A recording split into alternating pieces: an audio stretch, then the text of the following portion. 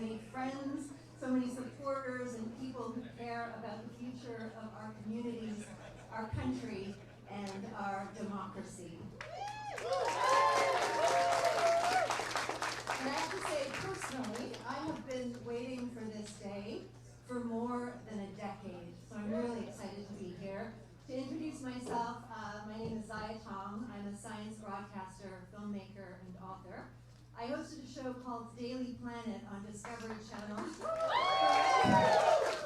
many years, but long before that, I worked for the CBC, and that's where I first met Avi in 2004. And at the time, I was interviewing him about his film, The Take, a terrific film, which championed workers' rights in Argentina. And I don't usually stay friends with people that I interview, but Avi was different. And I really fell in love with the power of his ideas, and the vision of that film stayed with me, and so did Avi's friendship.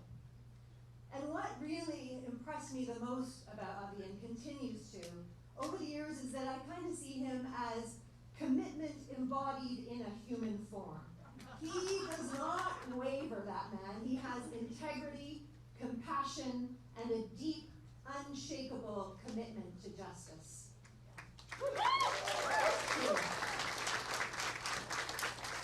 Now, many of you may have noticed, as I have, and probably lamented to a degree, that quite often it's the people who would make for the greatest leaders, it's the people who are compassionate, who do have integrity, who seek justice, who are also the people who kind of just don't want to get tangled up in the messy world of politics. And for a long time, Avi didn't. So tonight feels special and rare because Avi has all of those great attributes and more, and he is stepping up. Also, just to make it time, because we're living in a moment of history where now, more than ever, we need leaders with courage and moral clarity. And quite frankly, I can think of no one who is better prepared to speak truth to power in Parliament than Avi Lewis. So we have a lot more tonight, but first I'm very pleased to introduce some people who have worked and walked alongside Avi and believe in him as much as we all do. Our first speaker is Janelle Lapointe. She is a climate justice and indigenous rights organizer from Stellatan First Nation, and she is currently based on Treaty 13 territory, drawing on her lived experience growing up on a small reserve in northern BC.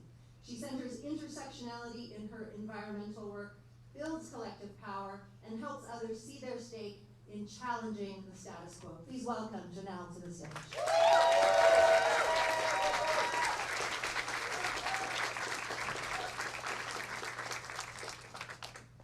Hadit Siane, Spuzi, Janelle Lapointe, Stellatan Asli, Laksoyu Bath Asta. My name is Janelle Lapointe. I am from the village of Stella.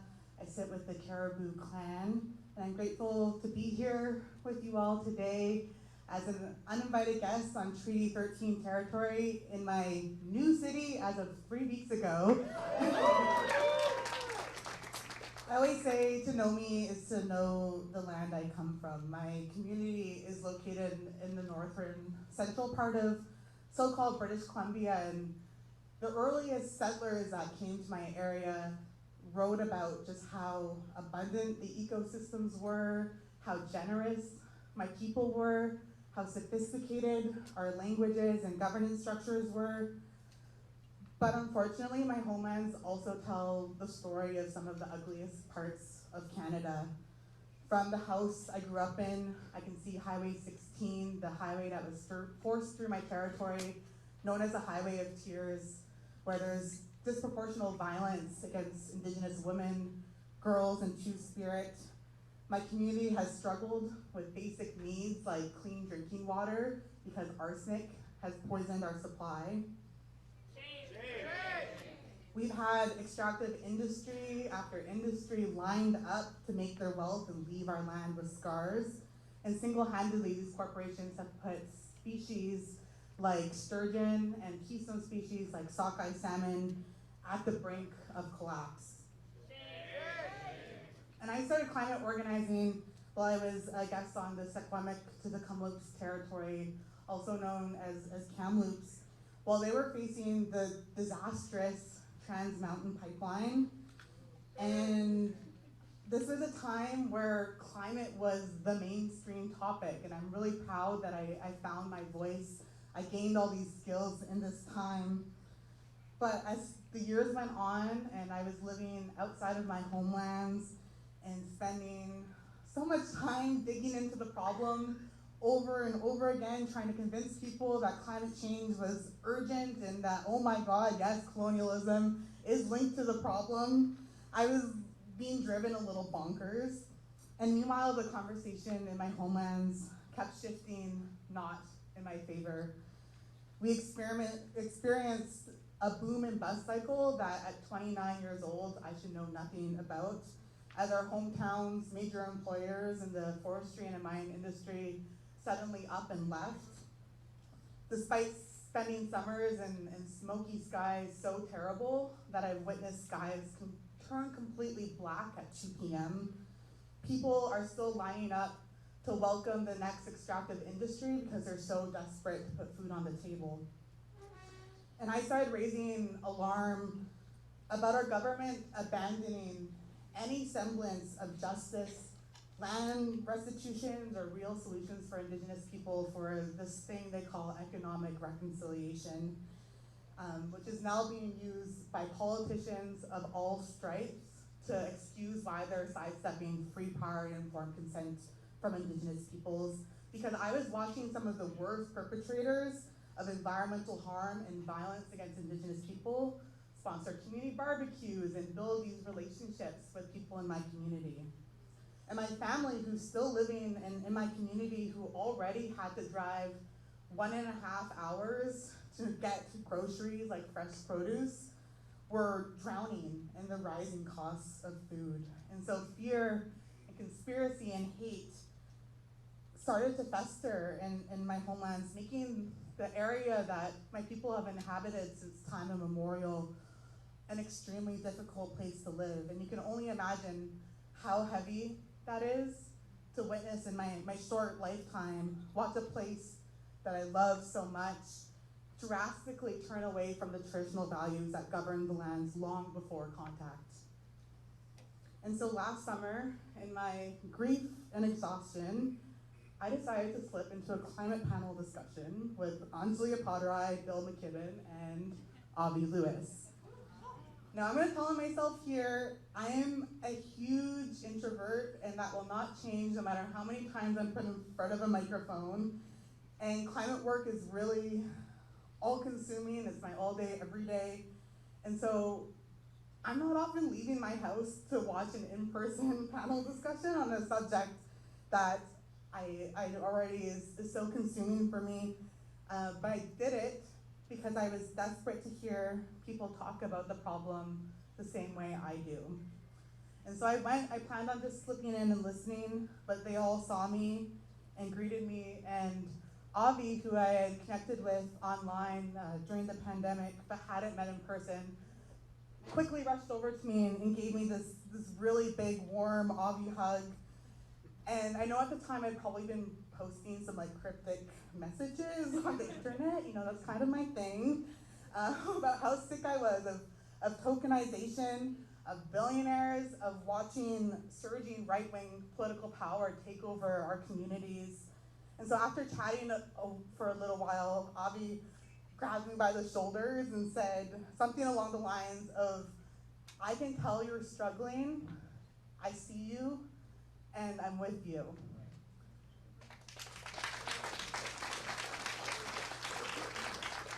And even without, you know, the what, the how, the when of how we're gonna solve the poly crisis that we all find ourselves in, I know those words, that affirmation, is what a lot of people need to hear and to feel right now. And so I'm grateful to stand up here today in front of all of you and return the favor and say, Avi, I see you and I'm with you. I'm with you because you understand that climate is not separate from affordability and jobs, because you're not afraid to call out monopolies from grocery store chains to fossil fuel giants that have made my homelands unrecognizable. because you talk about universal services, investment in communities over corporate subsidies, which I know can directly challenge that myth of economic reconciliation. And I know that politics in this country are not built for people like me. We've seen young people come so disillusioned with the system. Right now, more than ever, Indigenous people are being scapegoated.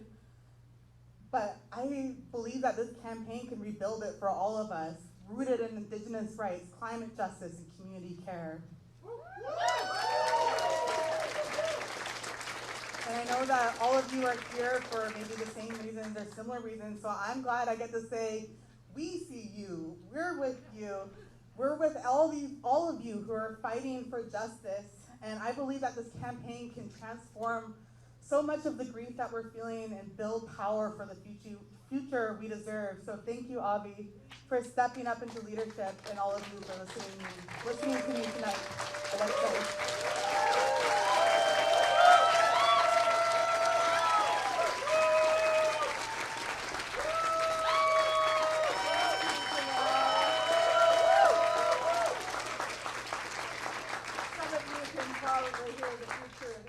Cheering the loudest backstage here as well. I'm really excited to invite our next guest to the stage. We've got Nazharan Yadullahi. She is a trade unionist and organizer. In 2024, Naz was elected president of QP Local 79, which is the largest local union in the country, representing 30,000 people.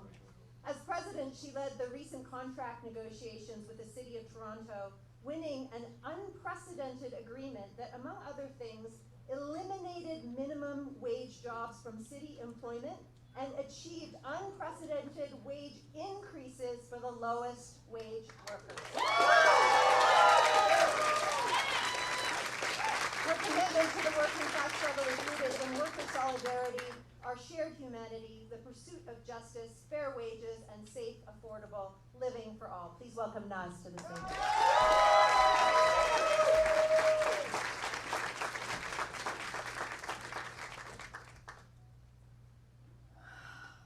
Somebody said if the most valuable thing people have is, the most valuable thing they give you is their time. So if you're ever up addressing a crowd and you're not nervous about taking up people's time and offering something beneficial for them to take away, there's a problem. I want you to know that I'm very nervous. Thank you. Thank you for inviting me to speak this evening. I want to start out by saying that until a few hours ago, I did not hold a membership card to any party.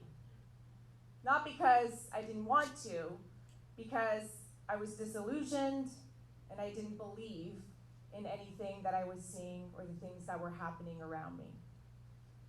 A couple of hours ago, I signed up as a member of this party.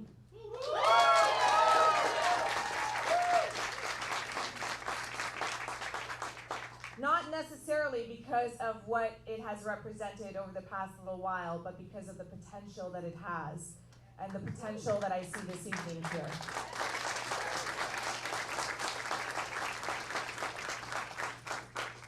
One of the things that I recognized before I even came into office in just at the end of 2023 was the desperate need for organizing across this movement. Organizing has been lacking and missing, not just for working class people in unions, but for working people everywhere. So we committed to the painstaking work of deep organizing, which is talking to people tirelessly, one by one, and listening, really listening to what people are saying, hearing them, and then meeting them where they are at.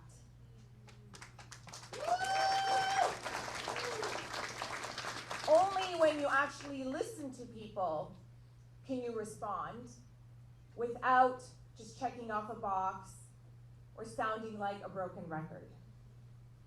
One of the things that we did was establish open bargaining. fully open, transparent bargaining, sharing the employer's proposals and sharing all of our proposals. I can tell you that was met with some disappointment from the city.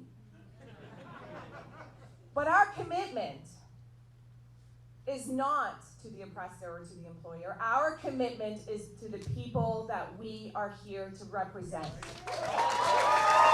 Our commitment is to the working class people of this city, of this province, of this country that make it go round every single day. I can tell you that people are craving for honesty and transparency. That even in the labor movement, people shy away from open bargaining. What if they don't understand? Nobody gets bargaining. Let me ask you this. Who understands their actual circumstances better than the people who are living it? Nobody. Who understands what people need to change their material outcomes because nobody can afford groceries or rent anymore? Who understands the single mother who's trying to raise a family better than the single mother? Why do we think that people don't understand? They understand, we just don't want to listen to them. And when I do this work, I think about the childcare workers who wake up at 5 in the morning and wait for the phone to ring at 6 a.m. so that they can know which childcare center they have to report to, but who themselves are not given the opportunity to take holidays and vacations to spend time with their own families. I think about heavy-duty cleaners who work multiple part-time jobs just to make ends meet. I think about shelter outreach workers who are serving our most vulnerable under some of the most brutal working conditions. I think about the many, many workers across the city, province, and country whose backs and who everything we owe to. When a lot of people got caught up in elbows up, remember elbows up? We were so twisted and consumed by what somebody in another country was telling us was important that we actually lost sight of the struggles of everyday working class people in this country. And a lot of politicians started to parade around with elbows up. See those signs on people's lawns? What about the people who can't afford to live in this country? What are we doing here? What are we doing now?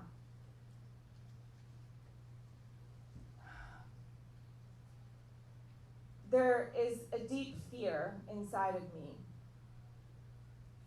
that the other side has it figured out. They know what to say, they know what to do, but they do one thing really well. They have a deep understanding of what they stand for, unapologetically, and they don't waver. And we need to get to a place where we know, understand, and are unapologetic about the things that we stand for.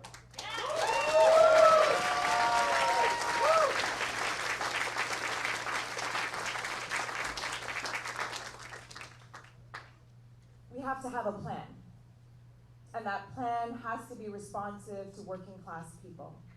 That plan has to be built by, led by the working class people of this country. Let me end by saying this. We must have the audacity to be absolutely unapologetic and relentless in our demands for a fair and just society that meets working class people where they are at, that lifts the most vulnerable, and begins to chip away at the deep roots of everything that is eroding life for everyday working people. We must never lose sight of our moral obligation to the movement that should be led by and for working class people in this country.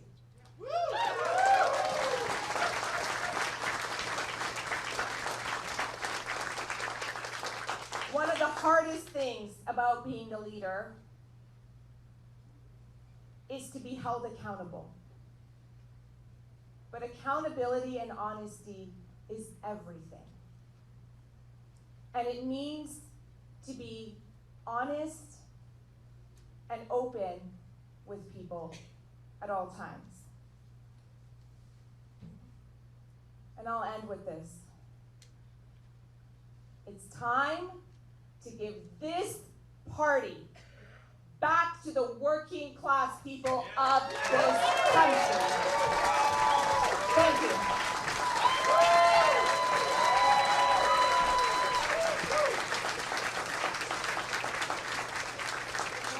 Thank you so much.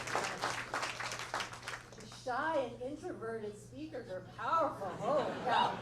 Okay, our next speaker is a dedicated community organizer and leader who played a pivotal role in the Mississauga-Erin Mills federal campaign as a community leader and committed canvasser. He's worked with Unite the Union, fighting for the rights of workers, led successful union organizing campaigns, served as the president of the Mississauga Lions Club, and is the founder of the Sinai Foundation in Mississauga, working tirelessly towards building broad coalitions across the 905 region. Please welcome Ahmed Khan.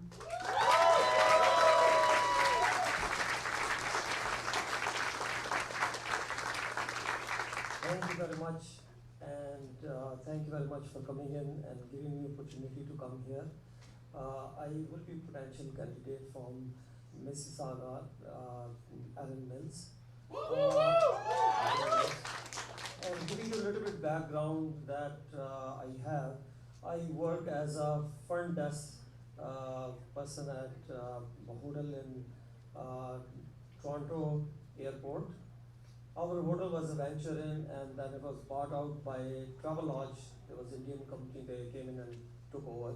They wanted to kick all employees out, and I was the one who brought in union, local 75 organized there.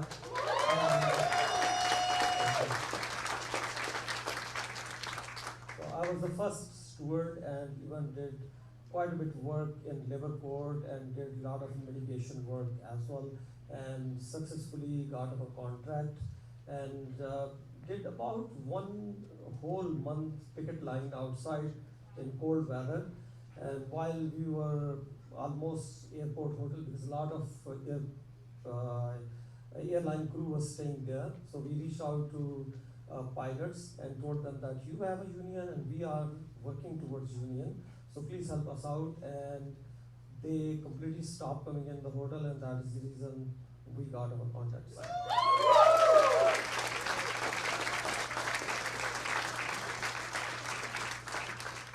Hotel management was paying us overtime but never wanted to give us any benefits, and that is the first time our housekeeping and staff got benefit, who were working tirelessly every single day.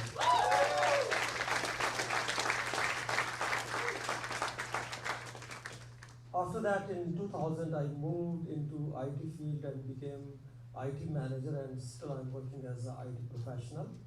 But that work which I have done never left me.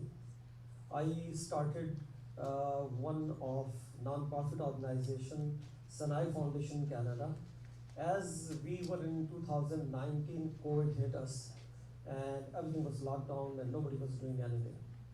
And what I was part of at that time, a Rotary Club, and in the meeting they asked me what you are doing actually, because we cannot do anything. I said, I was a business owner in Mississauga running physiotherapy clinic and knew quite a bit poor people around.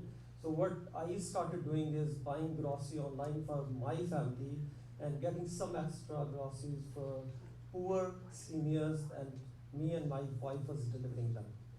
So I provided that information to Rotary Club in meeting. That was a board meeting. They say, okay, we're gonna provide you funding for 25 people and you start and we will work with you and we will deliver groceries. So lockdown, everybody was frightened to go out. We started getting groceries and delivering, and I'm still part of Red Cross emergency responder as well. I do work as time to time when projects are required. I heard that government of Canada is providing some funding for the senior assistance. I reached out to Red Cross and said that I'm running this nonprofit organization. I'm personally helping seniors in very small capacity, but what other opportunities you have? They say we will provide you funding because government already approved some funding and you can apply it. We will give you funding for 50 seniors that you can service them. So we got the funding and we started helping seniors. So never did this kind of work in my life. So my children and myself and my wife, so we said, okay, 50 now, 25, so it is almost 75 people. Groceries are coming in from Costco online with the skids and trucks. How are we gonna deliver that? So what I have to do is take out everything, empty my garage, put it some small shed, moved everything there, put some shelving, me, my wife, so we and both sons, we were getting scared, we were spraying like crazy because we did not have much information that what COVID virus will do. It's gonna eat up us, kill us. So we have to do 24-hour wait and then repackage. And it was a hilarious stories that what we went through. We started our operation and then we find out that a lot of people are approaching us and most of them are single parents and single mothers. They were basically calling us with the kids that they cannot go out, lockdown, and they are frightened, so they need groceries. So I approached to Red Cross and asked them if they give us a little bit leverage to us, we will save some food and we can deliver to them and give us some permission. They said, no, you apply it, we will give you 50 more people's funding, you will provide grocery to single parents and single mothers. So now it is quite a bit of operation. So from home running this operation, it was like really good thing. So what we did, I hired 2 other volunteers. People were not coming in because of COVID fear. So we started actually delivering groceries in the building, at the door in senior homes, where actually everybody is frightened to enter. So we did that successfully 1 year, and we executed that project, about $175,000 project in Mississauga. Initially, we started in just Mississauga because I knew I lived there and neighborhood. I was familiar with the streets and area. And soon after, we were getting called from Hamilton, from Marlton, from Milton, Toronto, East York, and we were going crazy everywhere and we delivered. We never say no, and even some students were stranded in hotels and we provided them food as well. And currently my organization do a lot of work with the seniors. We are executing some project to help seniors, and because they are at home, they are isolated, so we are doing some work there. And as well as I work with youth, and so far we train about 20 university students, the job ready, and most of them are working full time right now.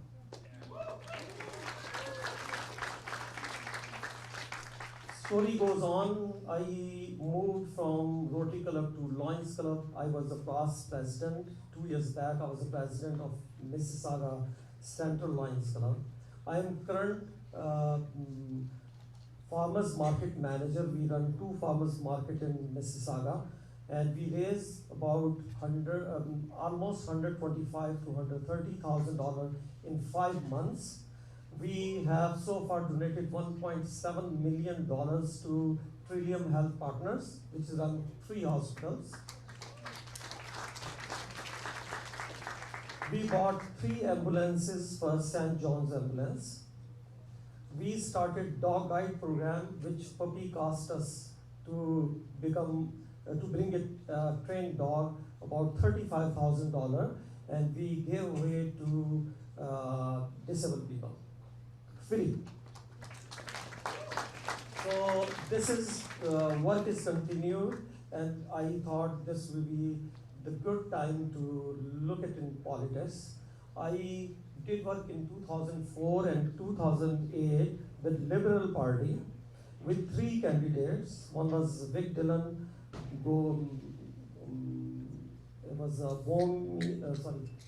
Pauline Beaumier and Andrew Kenia, and I ran campaign from my home and ran actually call center from my home. So I have that taste as well, that what politics does, but more towards that how to help people. I think I am ready right now, and I have the credentials to represent NDP in my riding and to run as a successful candidate, and as well support our leader. Thank you very much, and I will see you around in many, many gatherings. Thank you.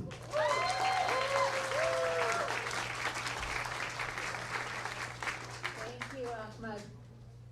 Our next speaker is the president of unsuccessfully, elected in 2022 and re-elected in 2024. As a seasoned union leader and educator, they've dedicated decades to advancing equity, anti-racism, and decolonization within labor movements. JP has been an active community leader and champion of social justice, and their leadership is rooted in a commitment to grassroots organizing and collective action. Please welcome JP to the stage.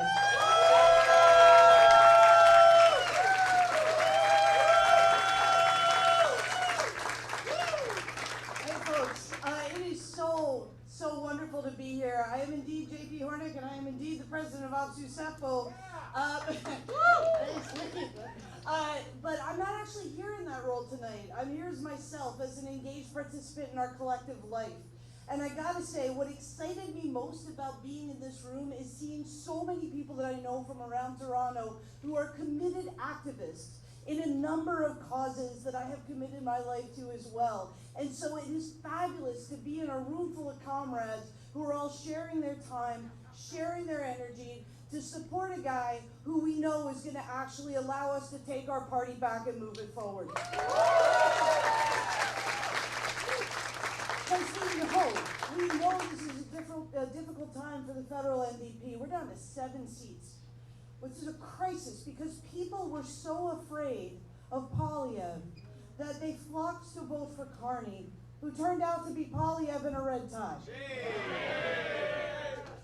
And when I was canvassing for NDP MPs like Matt Green and candidates like Attila Karposh, these are good people. These are good activists with solid community connections and really centered values.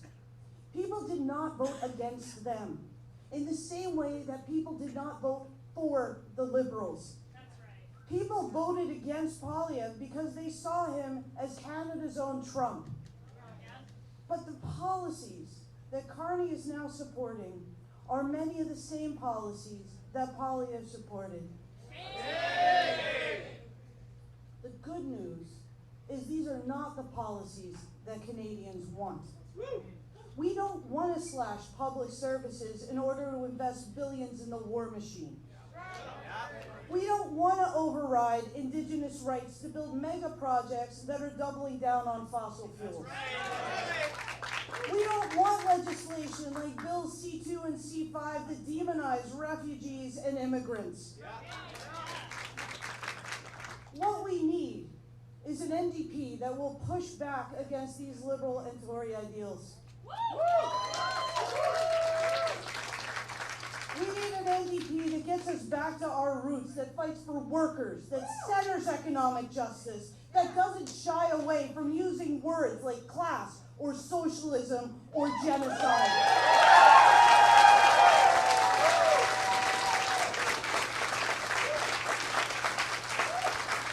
Because the future cannot be about pitting Canadian workers against migrant migrant workers, or environmentalists against anti-war activists, or indigenous people against farmers. We need a future that is rooted in an economy of care, one that works for everyone, one that isn't reliant on billionaires trickling down on the rest of us. Because I gotta tell you, I was raised with the belief that if somebody's trickling down on you, it is not money.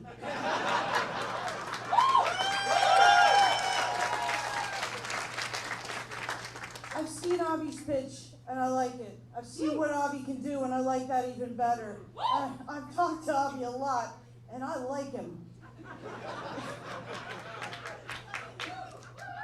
Because he is the person that can take this vision forward and help us build a party that builds a Canada that is worth living in and fighting for. A Canada where all of us belong. That's why I'm here tonight, and that's why I'm glad to see so many of you as well. Solidarity, let's organize and do what we do best and take this party back.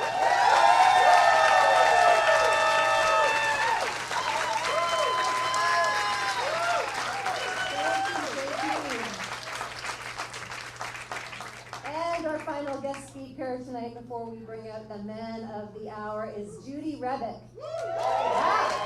Judy is a writer, activist, and longtime feminist leader who has also been deeply engaged in politics for many years.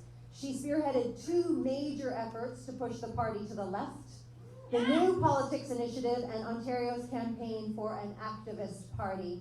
She is the author of 6 books and is now working on a new reflection on her 6 decades of activism and organizing. Everybody, please welcome the legend, Judy Rebick.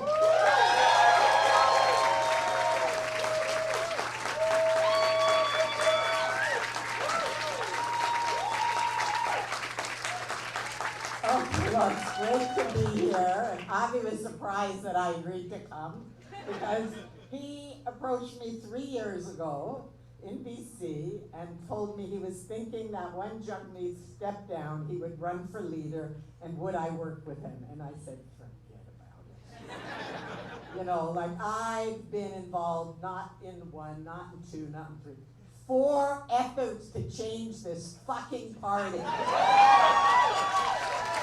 2 of them I read, and they were pretty good too. And all about bringing the social movements together with the party. The way that generations before, Tommy Douglas brought the unions together with the party. And I said to Avi, I'm glad you're doing it. I think you could do it. I've known Avi a long time, like 40 years. I met him when he was 18. His mother, Michelle Landsberg, who is here, was a pioneer in the feminist movement and journalist. And I knew her, and I was at their house, and I met Avi then, and he told me he's not interested in the family business. But he changed his mind, and we're really lucky he did.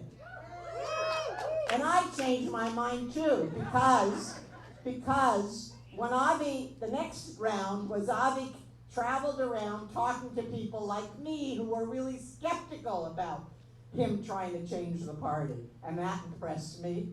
And because I believe that Avi is a person who understands what the party can be, what it needs to be, and right now what we're desperate to have a party that's going to bring us all together, work with us, respect what we're all doing in our different areas, and speak for us in the political arena, and Avi Lewis is the person who can help do that.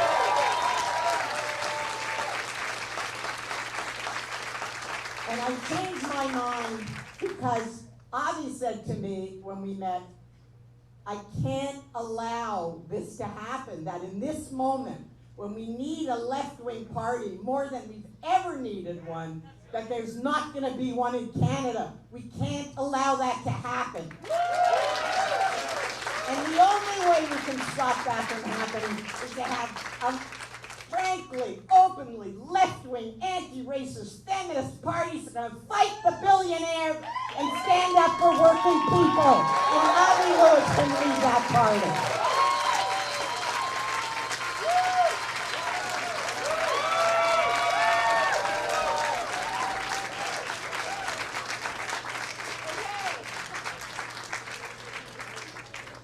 Now, before we bring Avi out here, it's time to see how all of his great work, his energy, and his passion is going to be channeled into action. So we're about to watch a video that really captures the essence of what this campaign is all about. And something very powerful is happening across the country, and this campaign is part of it. So let's take a look now at how Avi is building a movement that cannot be ignored.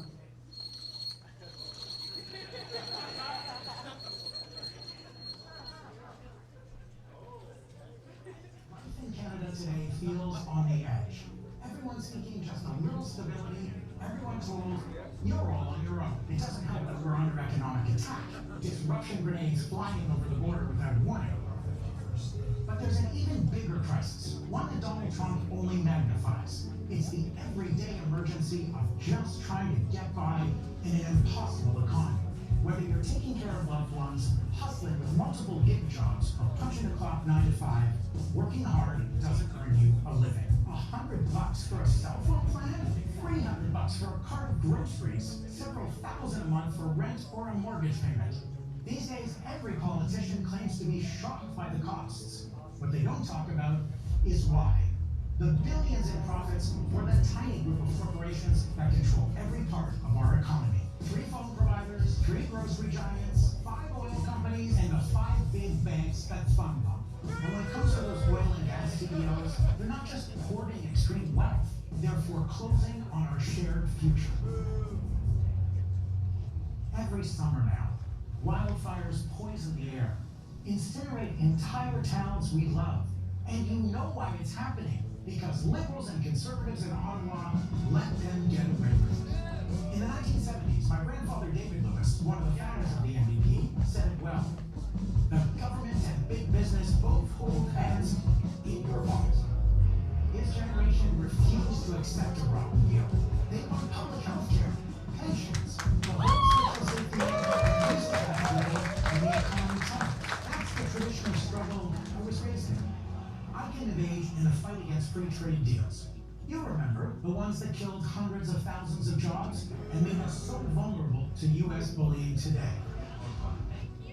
Along the way, I butted heads with powerful. Why you said that? Could be wrong then, I forget. Then you listen to me, Lucas, and let's begin it.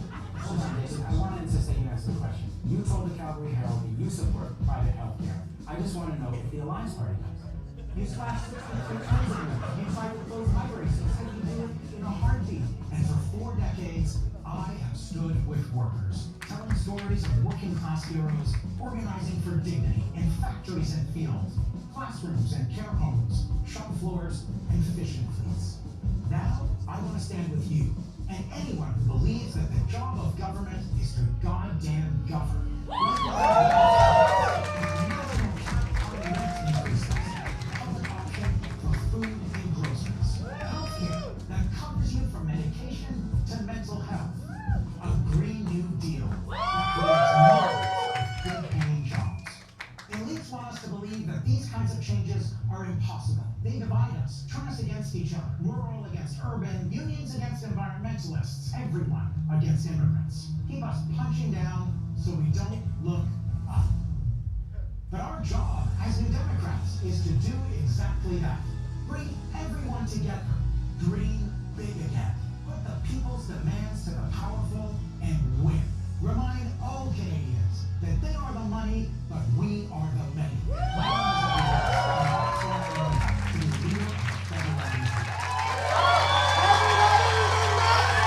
Leader of the federal NDP, Avi Lewis.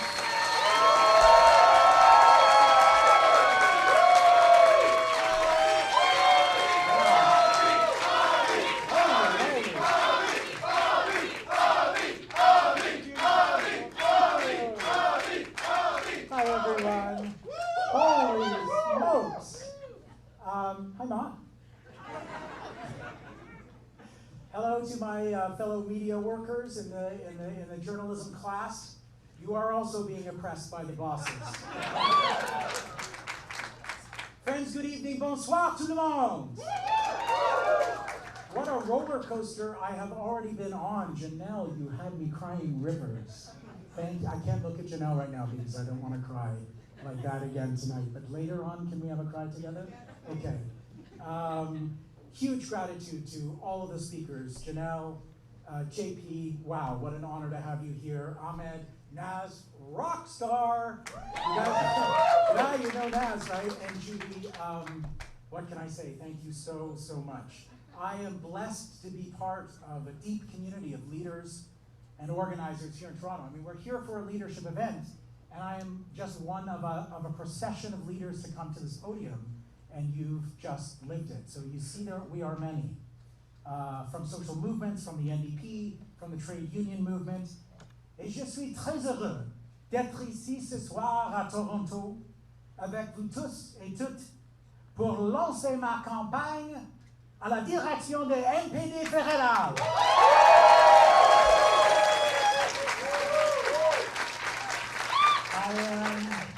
Didn't know Toronto was a bilingual city. This is cool. Apparently you all speak French. I am overjoyed to be here with you in Toronto tonight to say, my name is Avi Lewis, and I am running to be leader of the federal NDP. Yeah! But I'm not alone. It feels like we're all doing this. This leadership contest begins at a truly historic moment in Canadian political life. On April 28th, Canadians turned away from the NDP to elect Mark Carney as our protector, to defend us from senseless economic attack coming from a US government sliding into authoritarianism. And yet, Canadians are much worse off today. In the name of protecting the country, the government is rapidly passing and proposing legislation that will change the culture and character of Canada. From sweeping aside Indigenous rights and environmental protections for so-called nation-building projects, to rolling back higher taxes on the uber-wealthy and the digital giants, to the generational austerity of 15% cuts to public spending, no. To the $9 billion that materialized in an instant for the military this year, ramping up to $150 billion a year a decade from now. These changes are extreme, and we will reject them.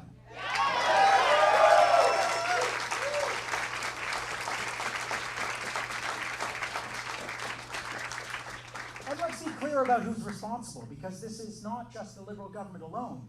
This agenda is being executed in Ottawa by a Liberal-Conservative alliance. I mean, Polyev and Carney are like the Loblaws and Sobeys of Canadian politics. They pretend to compete fiercely in public, while behind the scenes, they collude to boost corporate profits, just like they always do. Or as my grandfather, David Lewis, said when he was NDP leader in the 1970s, the government and big business are both holding hands in your pocket. Carney et Poilievre, c'est le maxi et métro de la politique canadienne. Ils font semblant d'être des concurrents féroces en public, mais en coulisses, ils travaillent ensemble pour remplir les coffres du secteur privé. Pour reprendre les mots de mon grand-père David Lewis, au début des années 70, le gouvernement et les grandes entreprises se tiennent la main dans le fond de votre poche. Just think about it for a second. 5% of our GDP on the military. Just to appease an authoritarian in Washington? That's a brand new spending commitment. The equivalent of Canada's entire public education system from kindergarten to PhD on weapons and war. Announced without debate, without a peep of protest from the Conservative opposition, who are themselves calling for Canada to embrace a macho American-style warrior culture. Friends, we're living through something we haven't seen before in our lifetimes, unless we're especially old. Let's be honest and call it what it is. It's fascism that is rising below the 49th parallel. It is unhindered and it is unhinged.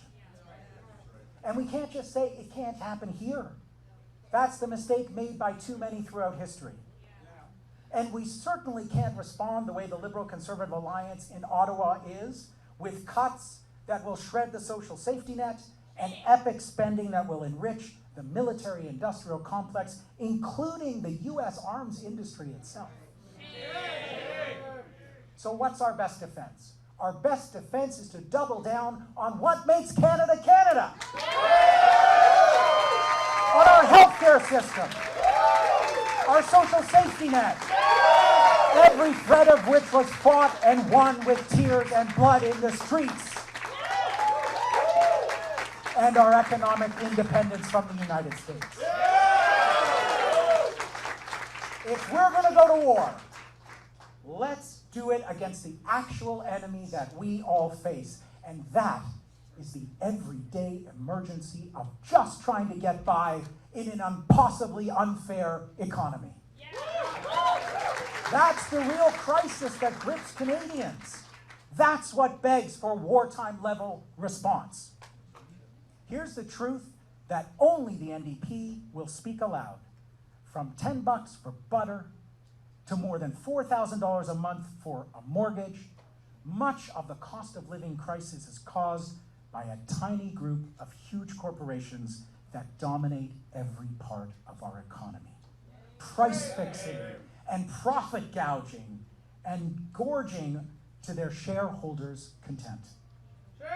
5 big banks made $50 billion last year. 5 oil companies pocketed $40 billion a few years before that. 3 grocery giants, one of whose owners, our own Galen Weston, is worth $18 billion, one billion. I think we know where the money is. It's stuck at the top. It's time to properly tax the corporations and billionaires that have been riding a tidal wave of profit while the 99% have been suffering and struggling.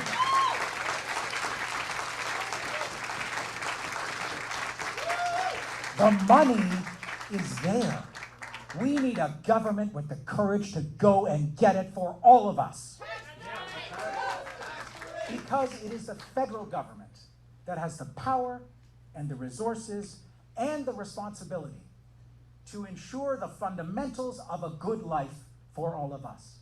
Healthy food, truly affordable housing, functioning public transit, and hey, maybe a proper vacation once in a while. People work their asses off in this country. They deserve a good life. But we won't get it if we don't fight for it. That's right. And that, as the other speakers have said, is where the NDP comes in. After all, the NDP is the original party of worker struggle in this country.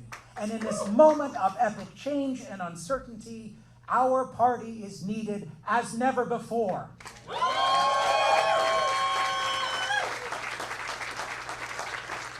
And we are not alone. Look at Naz, look at JP up here. Our partners in the labor movement are finding their fire. Unions are surging, militant, and more united. Labor, after all, is the force in society that can positively disrupt business as usual and extract real concessions from governments and corporations.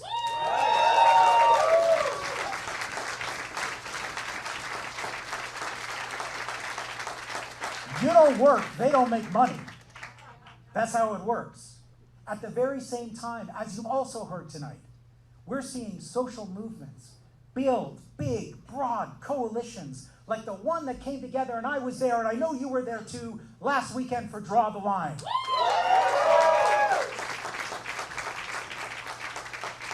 People fighting for climate justice, indigenous rights, an end to war and genocide, justice for migrant workers and for all workers, everyone marching together. We have before us now the seeds of a new common front in Canada.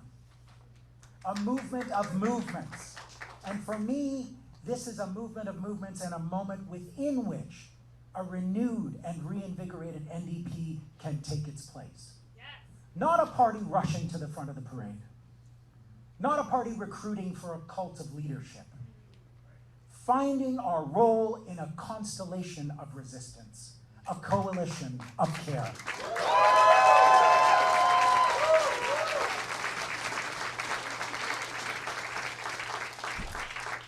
We need to make the party a political instrument of the people, like my grandpa used to say, designed for the task of helping carry us through challenging times to a better society. And the electoral opportunities in this landscape are huge. Okay, our Prime Minister loves hockey analogies. Here's one. I'm sorry. I'm sorry. The two parties of corporate Canada are huddled together on the right wing of the rink. The lane has never been so wide open as it is right now for us. We are going to come back from the political wilderness because we're the only party that can accurately diagnose the cause of our everyday emergency and offer solutions as big as the crises we face.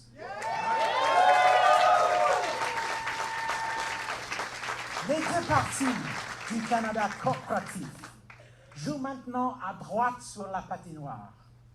Ça veut dire la voie n'a jamais été aussi libre pour nous. On va se sortir du désert politique parce que notre parti, c'est le seul qui peut réellement mettre le doigt sur les causes des urgences quotidiennes qui s'abattent sur nous. Le seul qui peut offrir des solutions aussi grandes que les crises auxquelles nous faisons face. On that note, I would like to take a moment to speak directly to all those New Democrats and working class voters who went liberal or conservative in the last election. And yeah, I'm talking to you. You're in the room. It's okay. I know a lot of you voted out of fear, and I get it. I really do. We were scared. We still are scared. But now that we're on the other side of that moment, do you really want Canada to slide into an American-style two-party system? No! Two parties, run by the rich, taking turns governing with slightly different rhetoric, but the same economics, as their cuts and corporate welfare make life more and more miserable for us, the 99%. Because that's the exact terrain in which the far right rises. Widespread economic desperation. With a recession looming, we could be headed there in Canada. It's the bitter soil out of which the MAGA revolution grew in the United States. And we are not going there, people. So I believe we have a clear offer to the country right now. And it's this. Whether you vote NDP or not, all Canadians are better off when we have a clear alternative to the status quo in Parliament.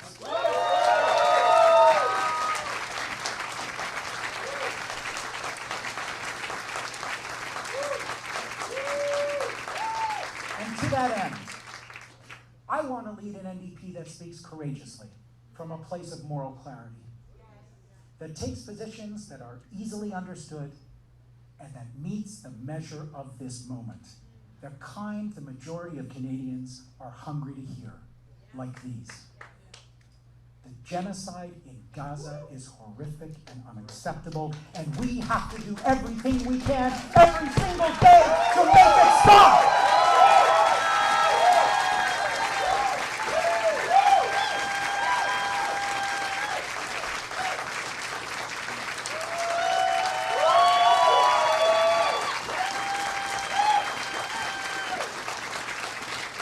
Bombing and ethnically cleansing an entire territory, starving traumatized Palestinians in Gaza, and assassinating them when they seek food is twisted and it's monstrous. A system of apartheid that strips occupied Palestinians of their rights is unacceptable in the international system. Canada should be using every diplomatic and economic tool at our disposal to isolate and rein in Israel's impunity and stop the genocide now.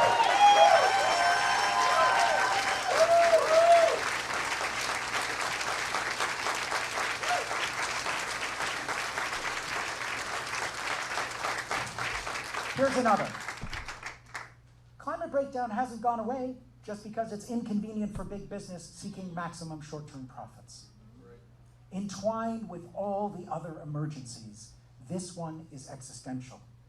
And we cannot continue to expand and expand fossil fuel production when our country and the world is on fire. We urgently need to diversify our economy and our exports and our energy system and clean it up. One more. Indigenous rights are not optional. They're law. And consultation is not enough. Our Constitution is inadequate on that point. Canada is committed to the UN Declaration on the Rights of Indigenous Peoples, and that includes, this is the part they don't like to say, that includes free, prior, and informed consent over industrial projects on Indigenous land.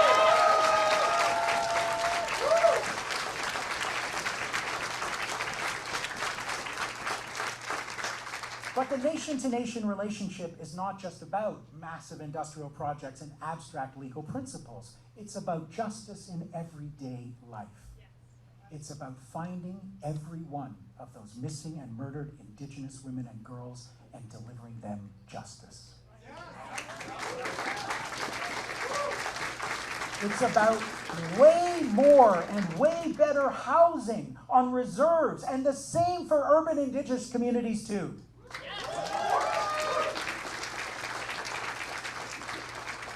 It's about safe and reliable public transportation between remote communities and big cities on every highway of tears in this land.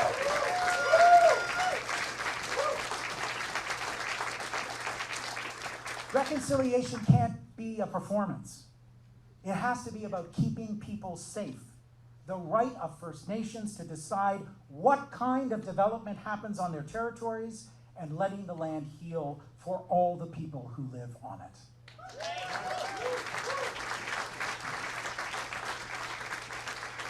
These principles, these positions, fit well within an NDP that is laser focused on everyone's everyday emergency and what the government can actually do about it directly. And I think by year's end, most Canadians will see that the approach of the Liberal government is bound to fail. Un autre grand projet, quelque part dans notre énorme pays, ça va pas faire baisser votre loyer, ça va pas payer pour votre médicament, et ça va pas réduire le prix de vos épiceries. On vit à une époque où le marché a échoué. Il a échoué à fournir les conditions nécessaires pour que la majorité des gens puissent se permettre de vivre en dignité.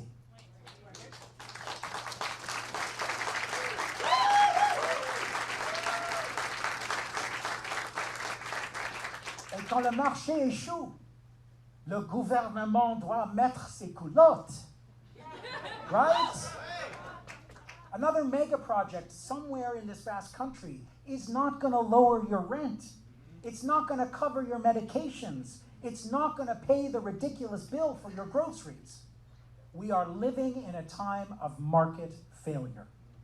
The market has failed to deliver the necessities of a dignified life at a price that the majority of people can afford.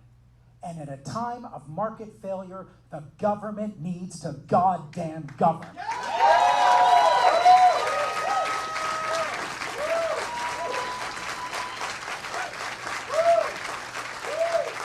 That means a public auction for food and groceries.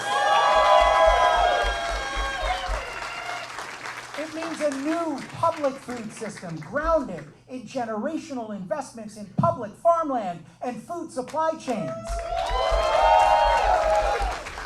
We also need to fix transit once and for all, and that means the federal government has to step up and fund the operation of transit systems. Not just ribbon-cutting photo ops for another public-private blah, blah, blah capital project.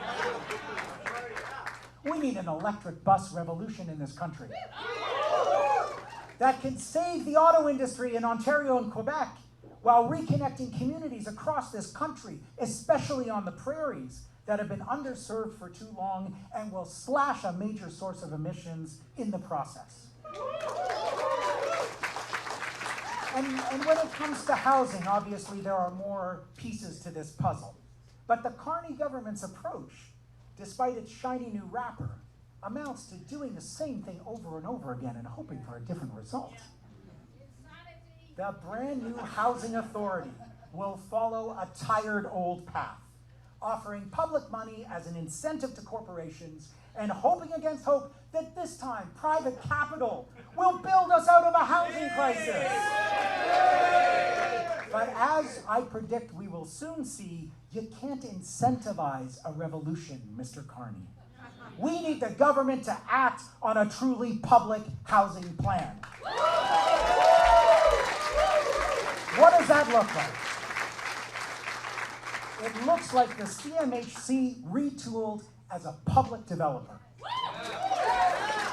Working with public construction companies to build public housing, non-market housing, co-op housing, non-profit housing with wartime levels of urgency.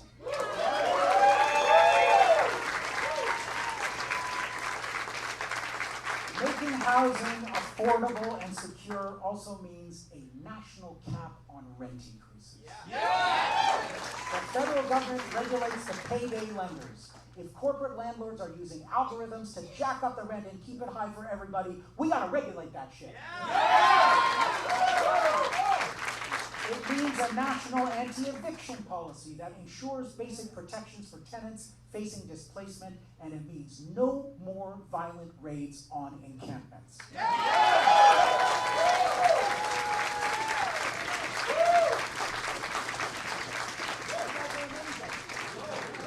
They're still here. We also need a Canadian Green New Deal. Yeah, we do. It's a very popular idea. And by that, we don't just mean renewable energy. We mean a green industrial strategy.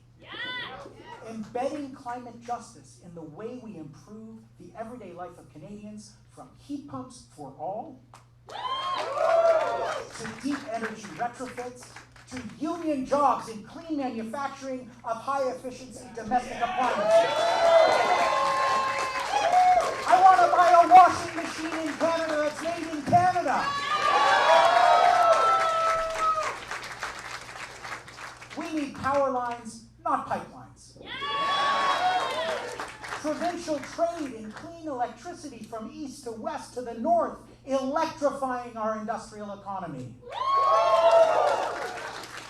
And finally, I mean, we're just getting started. We've got 6 months to talk about these fantastic ideas.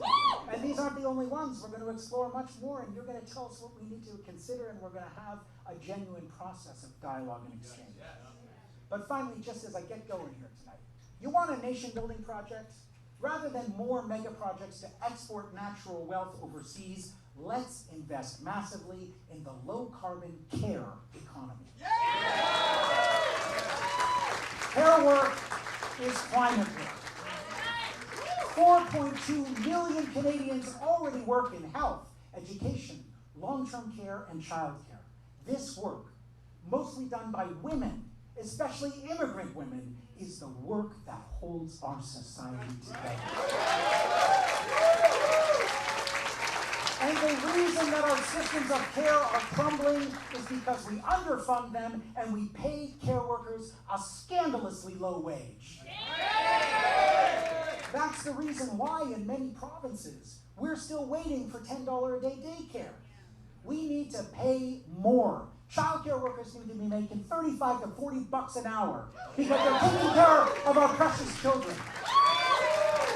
Why does a childcare worker make less than a CEO? Who delivers more value to society? We need a national fair wage grid for care workers, and we need to hire hundreds of thousands more care workers as our population ages. That is the work of building a better Canada.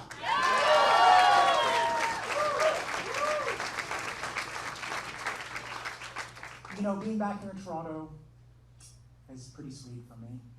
Get to see my fam. And walking these streets in the Annex on Queen Street West where I lived over a nightclub while I was walking to work at City TV as a very nervous cub reporter in 1990. Whew, I was bad. Being here in Toronto always brings me back to the optimism and the struggles of my youthful self. I remember the firebombing of the Toronto Women's Bookstore around the corner from here on Harvard Street in 1983. Folks here remember that? And remember the fire sale that quickly raised enough money to rebuild that feminist fortress in our community? And the Morgentaler abortion clinic that was the real target soon after. I remember fighting free trade deals here and running a sign campaign in my grandpa's old riding of York Southwest. I remember those massive protests against the G20. I was covering them for Al Jazeera English and kind of getting love bombed by people on live TV. That was interesting. Does anyone here remember the Jobs, Justice, and Climate March of 2015? 10,000 of us! With unions and environmentalists breaking their narrative and marching together under Indigenous leadership. That was an amazing march. And then just 2 weeks ago, who was there at Christie Pitts when the ghosts of the anti-fascist struggles of the 1930s gathered in Christie Pitts to chase away a demonstration of anti-immigrant hate?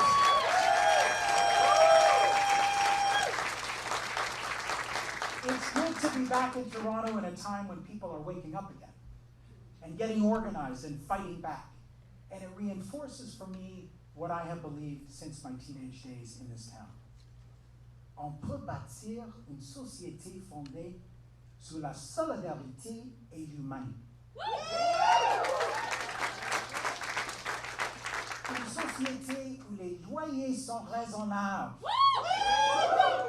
où les prix exorbitants sont illégaux, et où les services publics comme la santé et les transports sont bien financés, sont gratuits et fonctionnent bien.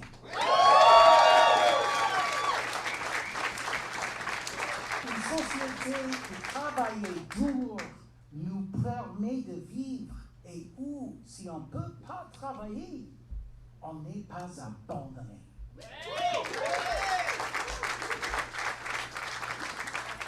On peut bâtir un monde meilleur, mais pour y arriver, il va falloir le faire ensemble. We can live in a society built on a foundation of care and connection, where rent is reasonable, price gouging is illegal, and public services like healthcare and transportation are fully funded, free, and fucking functional.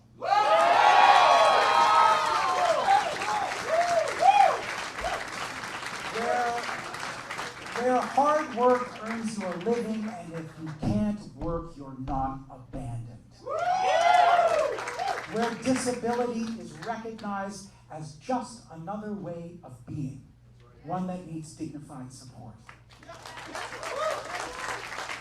Where human freedoms flourish, where racism no longer blights people's lives, and nature is able to heal.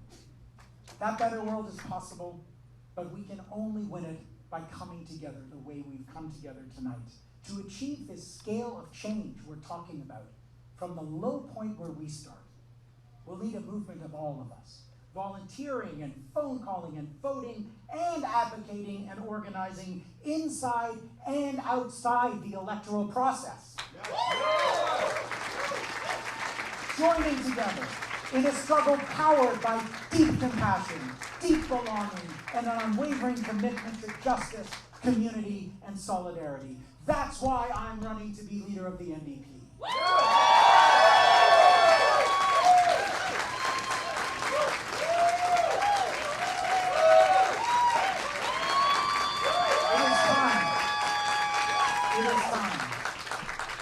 It's time to put hope before fear, to offer solutions as big as the crises we face, to fling the doors open and build a party for the 99%.